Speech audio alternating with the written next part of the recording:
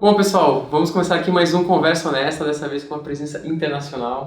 Inácio Crespo. E aí, Inácio? Oi, tá? Fala Mais aí. uma vez agora com a volta de João Pedro Falcone. Fala, pessoal, tô de volta aí pra atrapalhar todos vocês, atrapalhar o Inácio hoje. Boa, cara. Bom, o Inácio foi durante muitos anos aqui o economista-chefe da Guide, né, Inácio? Hoje colaborador do nosso blog e que há algum tempo já está numa missão internacional aí, né? Sim. Saiu do Brasil e foi para Espanha. Eu fui economista aqui da Guide de 2013 até o ano passado, até agosto. E desde então eu estou na Espanha, em Barcelona, fazendo um doutorado em economia, mais especificamente, na verdade, em finanças. Então, o meu foco agora é tentar colocar todas essas ferramentas novas de data science, né, de ciência de dados, que envolve muita estatística, muita análise de dados, ferramentas que até há pouco eram pouco empregadas na economia. Sim. E tentar colocar isso no mundo das finanças. Então, eu estou há um ano lá, eu volto para lá daqui a pouco. Sim. Mas eu fiz questão de vir visitar aqui antigos colegas para a gente continuar discutindo aqui sobre economia, enfim, de tudo. Que legal. Aproveitou e pegou uma carona para participar do nosso quadro aqui também, tá? Exatamente. Então, Inesperado, né? Exatamente, nessa fogueira, né? Importante.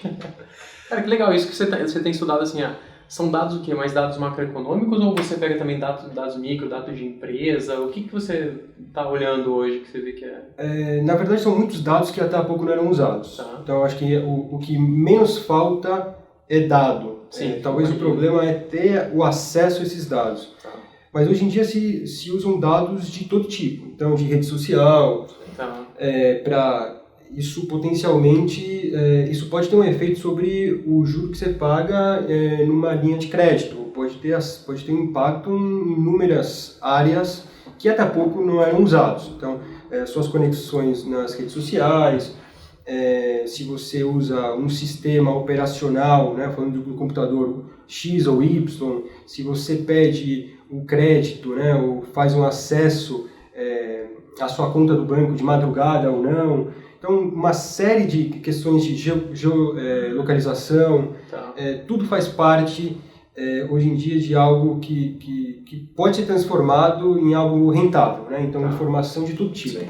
Então, acho que é menos essa questão mais macro, né? de PIB, de contas nacionais, menos, talvez, desses dados tradicionais, Tá. e mais de dados que até há pouco não eram usados, né? Ninguém pensava em usar. quanto influencia algum dado que pode parecer mínimo para as finanças de determinadas pessoas. Isso ajuda a tomar alguma decisão, e tem inúmeras ferramentas que ajudam a olhar essa série de dados, até há pouco intratáveis, talvez uma quantidade imensa de dados, não existia nem força computacional para analisar esses dados. Sim. E que hoje se tem até uma capacidade de falar, olha, de todos esses dados que a gente tem, a gente vai pegar esses 10, porque esses 10 são os que importam pra gente. Tem coisa que não importa, né? Ou hoje pode não fazer sentido, talvez amanhã, né? Isso tudo. Exato. Então, acho que tem uma área imensa assim, para ser explorada em finanças. Legal. E eu estou bastante empolgado nisso. Acho que tem uma avenida aí bem grande para ser usado isso. Que bacana, cara. E a vida na Europa? A vida na Europa, olha, eu tenho aproveitado pouco. Eu tenho me dedicado... Eu também estudando tantos dados. Haja dados. Então eu tenho aproveitado pouco, mas enfim, é uma outra vida, né? Uma outra... Só para mudar um pouquinho o foco, aproveitando esse gancho do Ivens, na Europa você está lá há um bom tempo já. Qual que é a percepção que você, na sua visão, formado como economista, que você tem da economia europeia hoje, falando com os próprios europeus, enfim, o que você está vendo lá, o que você sente? Olha, eu tenho conversado, e o meu meio ali, o meio acadêmico que eu estou vivendo é bastante internacional, então não se restringe apenas a pessoas da Europa, tem muita gente da Ásia, tem muita gente do mundo inteiro. Acho que tem uma preocupação, sua pergunta vai um pouco mais na linha da economia, sim, né? Sim. Eu acho que tem uma preocupação crescente em relação ao que está acontecendo hoje no cenário internacional. Global? Global, o que tem acontecido hoje em Europa e nos Estados Unidos também. Sim.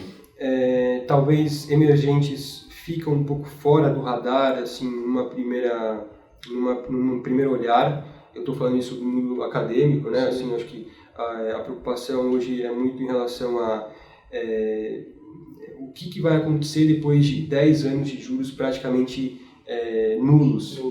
Como reverter isso? É uma pergunta instigante porque nunca aconteceu antes. Então, talvez essas questões de emergentes, de Brasil, obviamente vai ter muita gente focada nisso, né? Vai ter fundos focados em emergentes, mas no mundo acadêmico eu acho que isso acaba ficando um pouco mais em segundo plano. Tem perguntas mais, talvez, relevantes do ponto de vista... porque nunca aconteceram, né? Essa situação nunca aconteceu, que talvez é um pouco mais instigante. Ele faz lá com juro negativo, né? Emissões aí de longuíssimo prazo com taxa negativa, né? Ninguém sabe o que isso vai dar, né? Exato. Agora há pouco, todos os títulos da Alemanha até 30 anos com juro negativo. Acho que são coisas bastante emblemáticas que nunca aconteceram antes e que a gente não tem muito como falar, olha, em tal época aconteceu algo semelhante, então acho que o modelo que se usava antes para entender aquilo talvez sirva, né? Então, acho que também na macro está acontecendo um pouco disso, né? Eu falava até agora há pouco de dados que não eram usados, agora a gente tem que se virar para interpretar, usar esses dados. A situação macro é uma situação macro que não existia até ontem.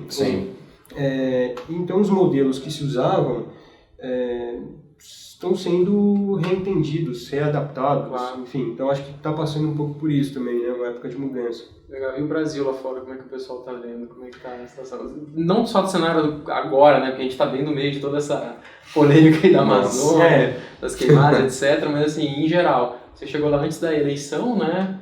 Não era Bolsonaro ainda, estava na dúvida entre Bolsonaro e Haddad. Como é que era naquela época, tudo em um ano atrás, não é muito, mas o que você via antes, o que você viu depois? Tem algum, ou não, tá tudo no pacotão do emergente e emergente é tudo ninguém igual. Tá considerando, vamos dizer assim. A gente sabe que no mercado às vezes acontece isso, né? Quando você vai, o pessoal lá fora, eles falam, é um emergente aí, ok, tem um pouco mais de peso, mas... Não, acho que o Brasil tem muito peso, né, em emergentes, não tem como negar. Acho que eu tenho ouvido muito falar, ou muitas perguntas em relação a quem é Bolsonaro. Acho que tem uma grande dúvida em relação a para onde que ele está indo e o jeito dele. Eu acho que algo semelhante está acontecendo nos Estados Unidos, que tudo que se pensa passa inevitavelmente pela personalidade, pela figura... Uma curiosidade em relação à pessoa, uma pessoa, né? Seja do Trump, seja do Bolsonaro. Então, é curioso que muito passa, né, o que se espera do país pela personalidade, pelo jeito, também pelas pessoas que o rodeiam, mas muito se passa por quem é Bolsonaro, né, o que o Trump quer, dá para prever alguma coisa em relação a isso?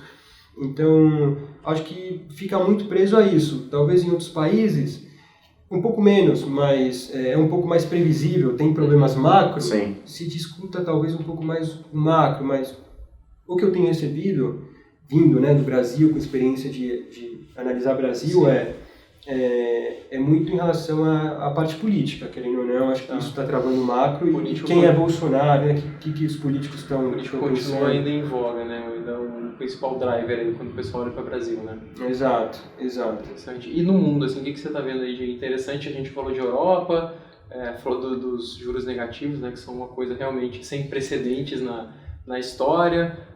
A gente está vendo aí uma fuga pro ouro, né? O ouro eu acho que é o assunto da semana também, todo mundo só fala nisso. Subindo lá fora e aqui no Brasil mais ainda por conta do dólar. O que você vê? O que você acha que é interessante? Pensando não só no mundo, mas Brasil, né? O que pode respingar mais no Brasil, de repente?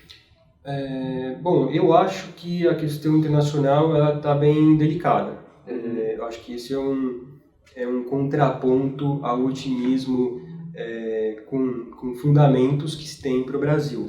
Eu acho que o cenário internacional é delicado, porque não aconteceu nunca antes um momento como esse, porque depois de 10 anos os bancos centrais não conseguem voltar ao normal, as taxas de juros seguem baixas, até quando eles vão conseguir jogar os juros para baixo. Mais do que isso, chega um ponto, não só em que isso pode ser não ter efeito, mas isso pode ter um efeito negativo. Se você continua baixando os juros na Europa, isso tem um efeito negativo potencialmente sobre os bancos. torna a vida dos bancos mais difíceis. E eles já estão muitos em alguma situação delicada. E isso, uma crise bancária, é muito mais grave do que uma mera recessão. Claro. Então, acho que tem um cenário frágil lá fora, que não deveria ser menosprezado, como um todo. E eu acho que assim, um dos temas um dos temas dos últimos dias tem sido a eleição na Argentina. Né? Nossa, eu ia pegar esse gancho, até porque você, né, pra quem não sabe, ele é argentino, tá, pessoal? Então, por favor, eu ia pegar exatamente esse gancho, as eleições na Argentina, sua visão, e se você puder compartilhar aqui um pouquinho com a gente. Isso tem sido um tema importante. Eu, aliás, fui esses últimos dias para a Argentina e volto agora semana que vem, antes de voltar para Barcelona. E a situação lá é bem delicada, né? A situação, teve um evento ontem do jornal Clarín, em que o FHC abriu o evento, depois o Alberto Fernandes, o principal candidato, oposição ao Macri, participou de uma rodada de perguntas e respostas, e depois o próprio Macri, né? E a situação é delicada porque o Macri perdeu as eleições às PASSO, né, as prévias, por uma diferença que não se esperava. Muito grande. Aliás, a primeira pergunta com a qual se abriu a entrevista do Macri foi: e aí, dá para reverter isso ou não?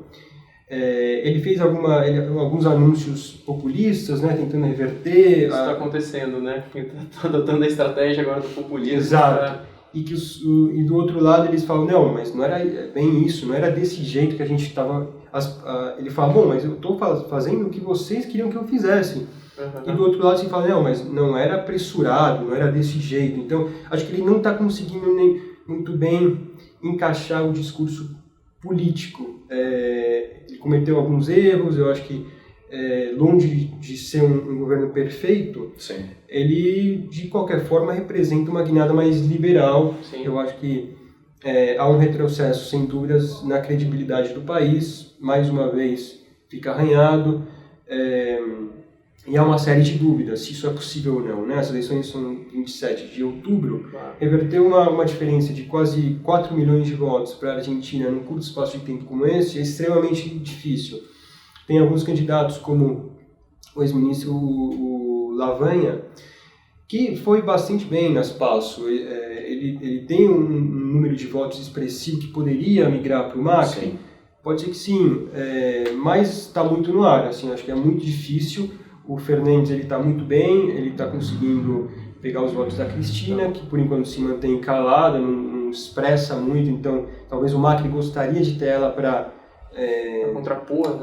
Para se contrapor, para criticar a Cristina, mas a Cristina está muito alheia a essa discussão política. Então o rival é o Fernandes, que fala bem, que tem um discurso mais moderado, talvez. Ele talvez mais moderado do que seria ela, mas não deixa de ser uma grande dúvida. Ele tem um jeito mais agressivo, tem um jeito que certamente deixa o investidor com preocupação. Né? E agora na Argentina, a próxima etapa, quem tiver mais voto leva. Você não pode ter um terceiro turno ainda. Não, agora se tiver mais de 45% leva no primeiro turno, se não acima de 40%, mas com uma diferença de 10 pontos em relação ao segundo colocado, também leva no primeiro turno. E foi o que aconteceu, né? Se acontecer exatamente o que aconteceu nas primárias, liquida logo de cara. Então, é uma situação delicada. É verdade que talvez o Brasil, uma economia fechada, a princípio não depende tão diretamente, mas é difícil isso não respingar em credibilidade, em emergentes como um todo. É difícil separar, especialmente no primeiro momento, e até uma coisa da outra. Uma ideia de um espelho, né? Assim, a história parecida da Argentina com o Brasil, né? A esquerda dominou muito tempo, entrou alguém com mais liberal, o negócio não andou e a população voltou rápido, esquecendo do que tinha feito tirar o pessoal, né? Não sei se pode ter um espelho, de repente, no Brasil em 4 anos, né? Eventos econômicos entre Argentina e Brasil são muito espelhados, com uma diferença de um tempo entre uma coisa e a outra, mas esses eventos, eles, historicamente econômicos, foram muito espelhados, né? Pode ser que sim. Chama a atenção que na Argentina tenham se esquecido dos 12 anos de governo Kirchner e que agora pode ser que eles de alguma forma voltem. Né? Então é surpreendente, ninguém esperava, e a situação para o Macri está realmente bastante complicada. reverter isso até o dia 27 de outubro. Então eu acho que é um risco, cenário internacional frágil, a Argentina, embora seja verdade que o Brasil seja mais fechado e tal, é difícil isso não respingar sobre o mercado. Isso se contrapõe um pouco, né, aos fundamentos positivos de Brasil. Eu acho que é isso, né, que o Brasil bastante positivo os fundamentos, lá fora nem tanto, então acho que o investidor também tem que ficar, vamos aproveitar o bom momento do Brasil, mas saber que você também tem que ter algum tipo de proteção, diversificação, outras estratégias, para você não estar só tomado para um lado e, as coisas acontecem, às vezes até imprevisíveis, né, que a gente não espera, então acho que é sempre importante a cautela, ou não, sou mais agressivo, vou investir de uma forma mais arrojada, mas usando proteção, né, de repente eles não têm alguma operação estruturada, alguma coisa que possa te defender de um cenário hoje nem tão improvável, né, e um cenário que você não quer que aconteça, né. Exato. Exatamente. Não esquecer dos riscos que lá fora existem, né. Exatamente. Bom, acho que, assim, uma honra ter o Inácio aqui hoje. Nossa, muito obrigado aí pela participação. Mais do que especial, Inácio. Falcone, Ivens, obrigado pelo convite. Obrigado, Inácio. Bom, pessoal, quem gostou aí, curte, compartilha, segue a gente no YouTube, podcast também, siga nosso canal. Sempre convidados muito especiais, agora internacionais. Então, pessoal, até a próxima. Valeu. Valeu, pessoal. Até a próxima. Obrigado. Um abraço.